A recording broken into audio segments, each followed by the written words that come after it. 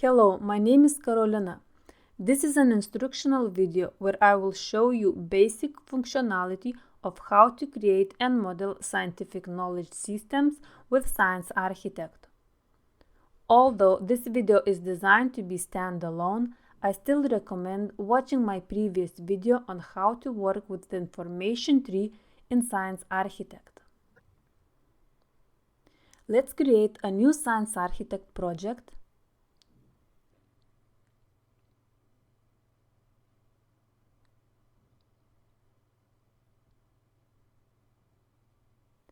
And add the diagram into the project folder.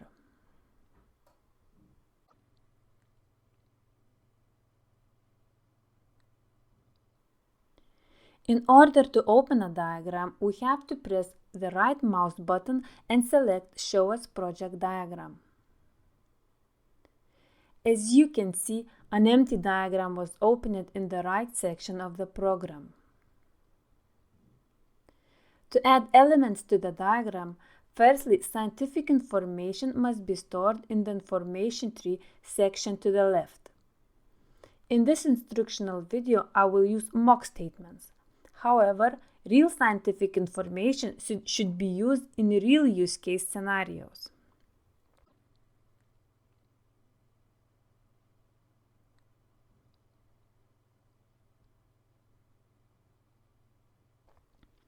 Once we have some components in the information tree, we can start adding them into the diagram.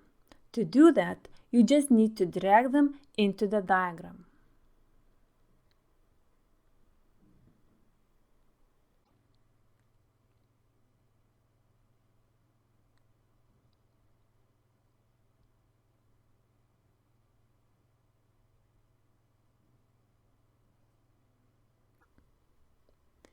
This space, where all nodes are added, is called a viewport. We can zoom in and zoom out the viewport with a mouse wheel. We can move the viewport by clicking the right mouse button on the empty space in the viewport and dragging.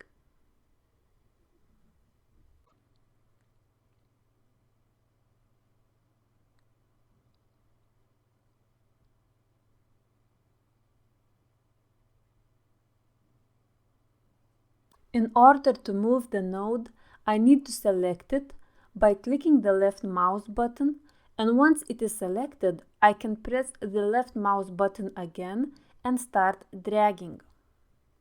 As you can see, the node moves, and in this way I can move my node anywhere I want.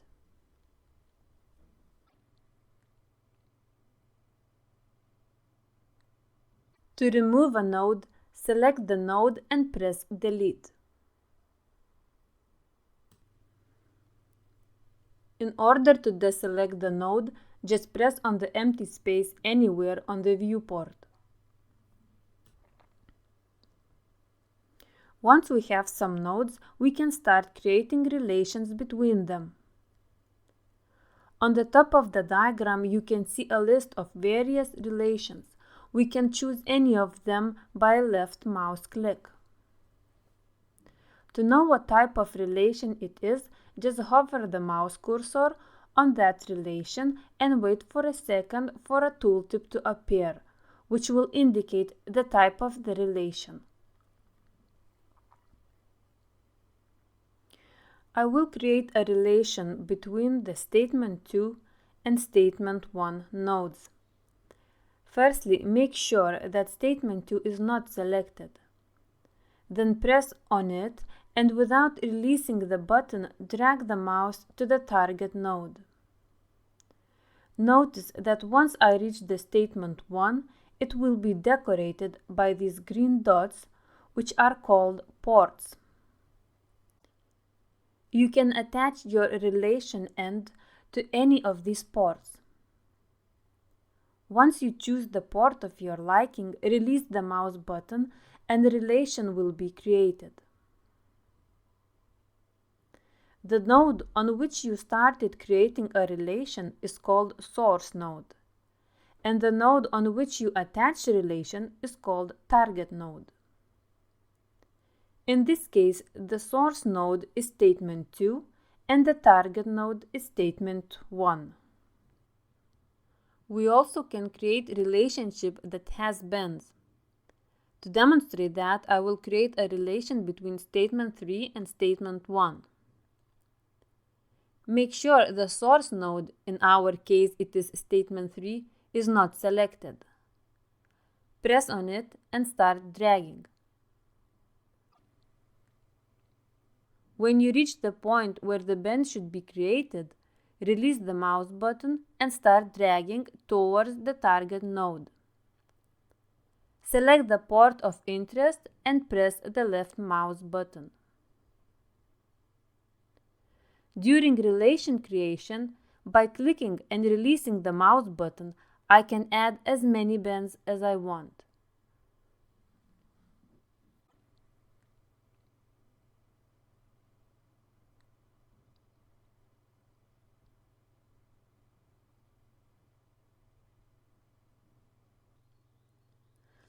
If needed, by clicking and dragging on the band, we can move the band. To remove the band, select it and press delete.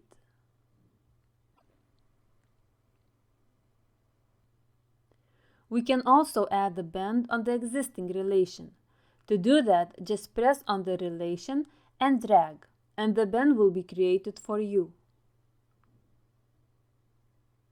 Finally, to remove a relation, select the relation and press delete.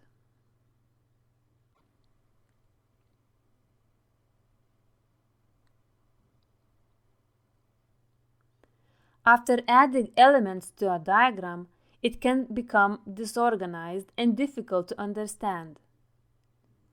Fortunately, Science Architect offers the option to change the layout of the diagram to make it more tidy and comprehensible. Here we have 3 buttons, which represent different layouts. For example, if I press this button, all elements in the diagram will be arranged by orthogonal algorithm. And if I press this button, all elements will be arranged by a compact layout algorithm. Finally, this drop-down menu allows us to choose from many hierarchical layouts algorithms.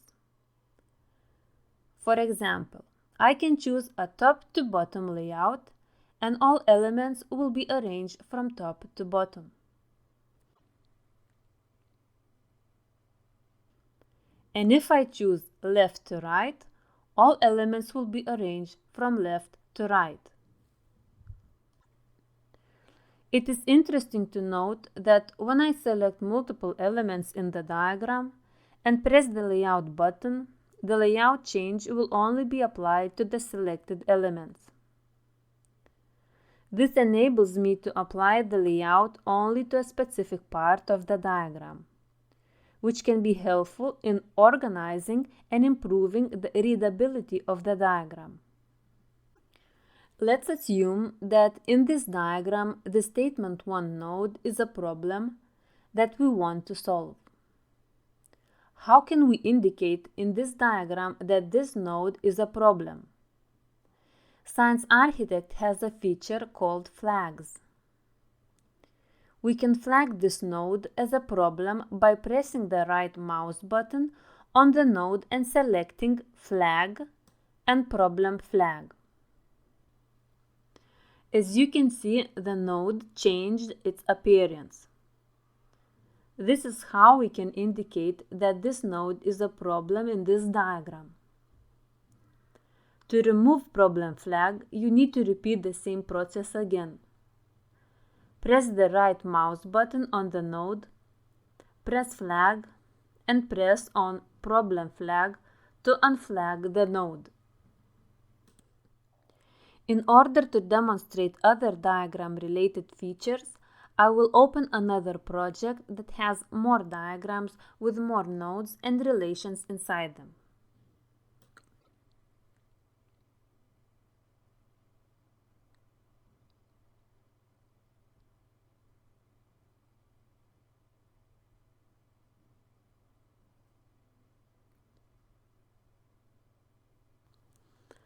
Often you might need to find the statement of the diagram in the information tree on the left. This can be easily done by right-clicking on the desired node and selecting Show in Project Tree. This will highlight the corresponding component in the tree. If needed, I can expand the statement and open a research article which has more information about the statement.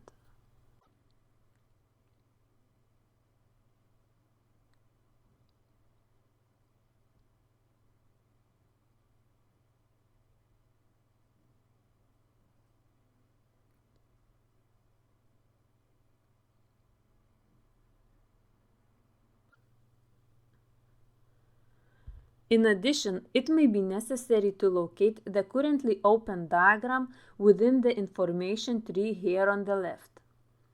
To do this, simply click on the I button. This will select the current diagram in the tree.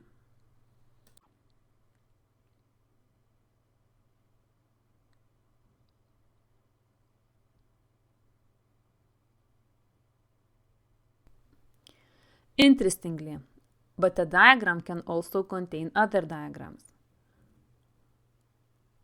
For example, I can drag this diagram into the currently open diagram. Once we have a diagram inside the diagram, we can press the right mouse button, press zoom in, and see what is inside. Notice that a new diagram tab was opened, and in this way we can see internal elements. We can close this tab and in this way return to the previous diagram.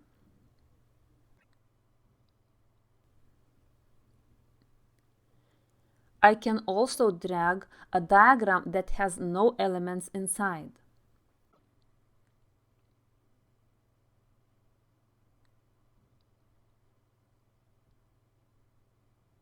If we zoom in into this diagram, we can see only an empty diagram. Please note that a diagram that has elements inside will have serrated edges, while an empty diagram will not. Therefore, if you see a node with serrated edges, it indicates that there are elements inside, and you can use the zoom in function to view these elements. Also, please note that in the information tree, the diagram that contains elements has a plus sign near its icon, whereas empty diagram does not. This way you can easily identify whether a diagram is worth exploring. Final feature that I will show you is the zoom out feature. What it does, it shows in which diagrams this node is used. I can press the right mouse button on this cancer node, select zoom out, and a new diagram will be opened, which has several diagrams inside. All these diagrams have a cancer node inside. I can zoom in into any of those diagrams and see where the cancer node is used. Therefore, by using zoom out and zoom in features, I can effectively explore diagrams. A similar thing can be done in the information tree. For instance, if I navigate to the cancer component in the information tree and switch to the specification tab, I can find a section labeled "is used in these diagrams" that shows me which diagrams use this component. I can open any of these diagrams directly from the specification tab by right-clicking and selecting Show as Project Diagram.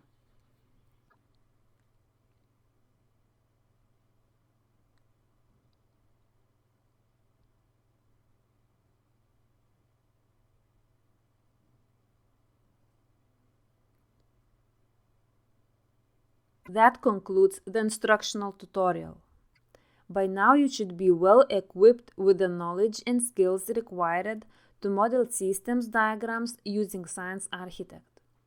Instructions on how to model real scientific knowledge, including the workflow for analyzing scientific articles with Science Architect and other practical information will be covered in a separate tutorial. Thank you for watching this video. Goodbye.